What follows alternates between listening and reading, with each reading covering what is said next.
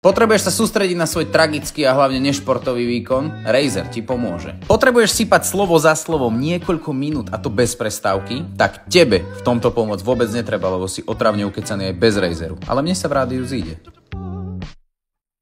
Nepotrebuješ sa sústrediť, ale potrebuješ vyzerať sústredenie pre dobro v domácnosti? Razer, bráško. Potrebuješ vymýšľať kreatívne odpovede počas rozhovoru? Zober si so sebou nenápadne Razer. Hlavne nenápadne. Potrebuješ sa tváriť, že vo výrivke vediete chlapskú debatu a že si vôbec pod vodou nenaťahujete píšuláky? Razer ti v tom pomôže. Potrebuješ na motokárovej dráhe poraziť kamošov? S Razerom ich rozbiješ. A tiež rozbiješ aj Razer, ak ti vypadne z vrecka na dráhe. No a keď do Razeru vložíš svoju dôveru, tak bude s tebou aj v tých najkrajších momentoch v živote. Tak toto je najkrajší zážitok zatiaľ, aký mám za tento rok. Čo je krásne, zároveň smutné. Wow, vyzerá to brutálne.